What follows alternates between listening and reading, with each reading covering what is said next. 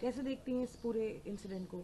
जी बिल्कुल, हमारे राष्ट्रीय कन्नी सेना के जो अध्यक्ष हमारे थे सुखदेव गोगामेडी जी, उनका कल उनकी हत्या की गई और हम पूरा राजस्थान स्तब्ध है और बहुत दुख की लहर है पूरे राजस्थान में। जो ये हुआ बिल्कुल ऐसी चीज़ है कि जो अवॉइडेबल भी थी, क्योंकि उन्होंने कांग्रेस की सरकार 5 साल से है और उनको लगातार ये थ्रेट्स मिल रही थी। उन्होंने सरकार को कहा भी था कि मेरी सिक्योरिटी बढ़ाई जाए, लेकिन उनकी सिक्योरिटी नहीं बढ़ाई गई। ये रिस्पॉन्सिबिलिटी स्टेट गवर्नमेंट की थी। वो स्टेट गवर्नमेंट, हम सब जानते हैं स्टेट गवर्नमेंट का क्या रवैया था। लॉ एंड ऑर्डर ज़ीरो था राजस्थान में। और अब जो ये हुआ है ये बहुत ही गलत हुआ है। और जो मैंने भी कल डीजीपी से बात की, कमिश्नर से बात की कि तुरंत जो हत्यारे हैं उनको गिरफ्तार किया जाए। और उसके बाद मैं ये कहना चाहूँगी कि जो कार्रवाई होती है उसके बाद जो फास्ट ट्रैक में कार्रवाई हो और जल्द से जल्द इनको सज़ा कड़ी से कड़ी मिलनी चाहिए।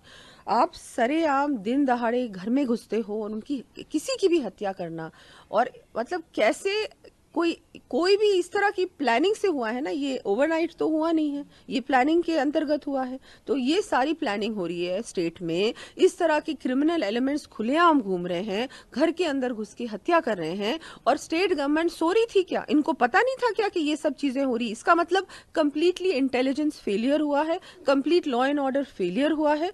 और अब तो क्या है, भारतीय जनता पार्टी की सरकार आ रही है और मैं तो ये चाहूंगी कि बिल्कुल इस तरह की ये जो घटना हुई है एक बहुत बड़ी मतलब इतना बड़ा धक्का लगा है कि पूरे राजस्थान को, आज राजस्थान बंद है और सब हर समाज में ये एक बहुत बड़ी ये सबको लग रहा है कि ये कैसे हो गया, ऐसे कैसे हो सकता है। और मतलब उन्होंने इतना कुछ किया है हर समाज के लिए, वो हमेशा आगे बढ़कर मदद करते थे, हमेशा अवेलेबल थे, सब कुछ उन्होंने बहुत कुछ किया है, बहुत कुछ दिया है समाज को। और उसके बाद ऐसे व्यक्ति के साथ इस तरह की घटना हो जाना, और इस तरह की घटना कैसे हुई, बहुत बड़ा शौक है ये।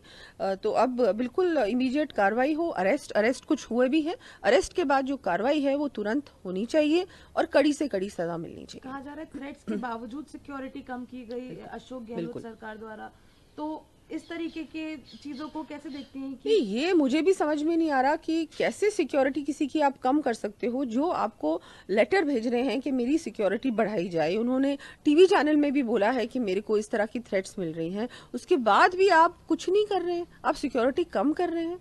मतलब क्या है भाई, ये तो बहुत बड़ी एक इस पे तो इन्वेस्टिगेशन होना चाहिए कि क्या गवर्नमेंट का ये रवैया क्यों रहा कि गवर्नमेंट को जो कार्रवाई करनी चाहिए थी वो कार्रवाई ना कर कर उल्टा सिक्योरिटी कम कर दी गई।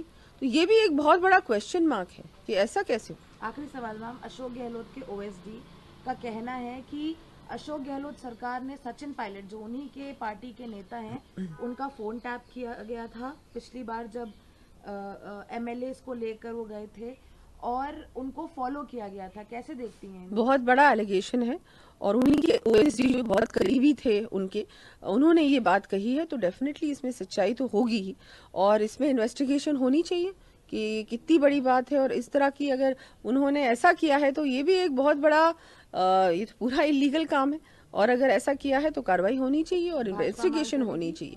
बिल्कुल करेगी करेगी, क्योंकि ये बहुत बड़ी बात कह रहे हैं, छोटी बात नहीं कह रहे हैं। और इस पे इन्वेस्टिगेशन होनी चाहिए और फिर कार्रवाई भी होनी